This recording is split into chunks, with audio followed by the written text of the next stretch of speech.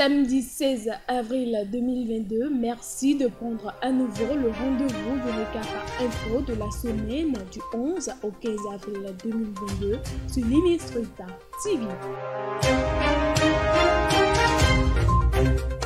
Dans le Nord, ce lundi 11 avril, 5 militaires ont été tués dans une nouvelle attaque terroriste au parc Pondjari, alors que la semaine dernière, 100 millions de francs CFA ont été emportés dans un braquage à Parakou par des individus.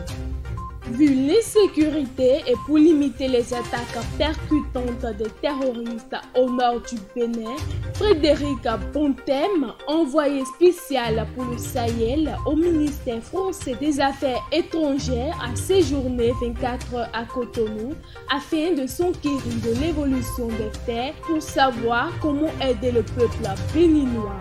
Au Mali, lundi, dans une déclaration, l'Union européenne a annoncé le déploiement de ses militaires dans les pays voisins du Sahel et la fin de ses missions de formation et d'entraînement militaire au Mali. Par contre, le programme sera réactivé si le Mali cesse de travailler avec les Russes. C'est une demande qui a été clairement rejetée par Abdoulaye Diop le mercredi 13 avril. En télécommunication, MTN Cameroun et Cantel ont procédé à la signature d'un accord d'itinérance nationale ce mercredi 13 avril 2022 afin de permettre à Cantel d'étendre la couverture 2G, 3G et 4G dans les zones du Cameroun qui manquent de son réseau. Enfin, ce mardi 12 avril 2022, la Banque mondiale a soutenu les communautés de l'Éthiopie avec 300 millions de dollars.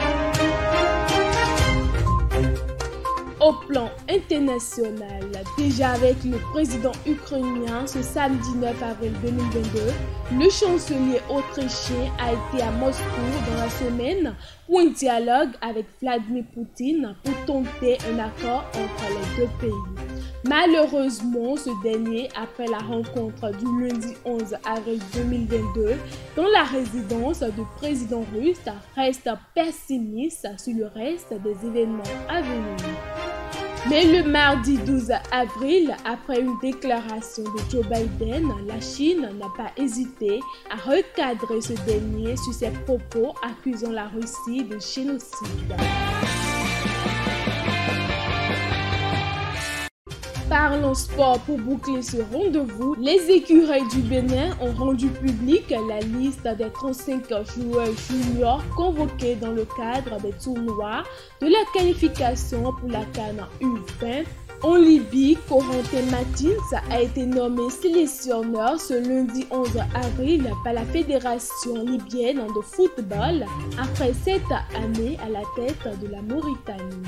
Au Cameroun, c'est l'actuel président de la FECAFOOT, Samuel Eto'o, qui a envoyé un message aux légendes du football africaines après la candidature de Didier Drogba pour prendre les rênes de la Fédération ivoirienne de football.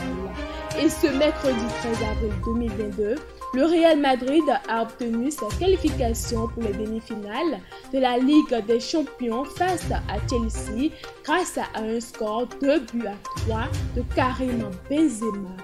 Les programmes des demi-finales de la Ligue des Champions et de la Ligue Europa sont déjà disponibles sur notre page Living Street TV.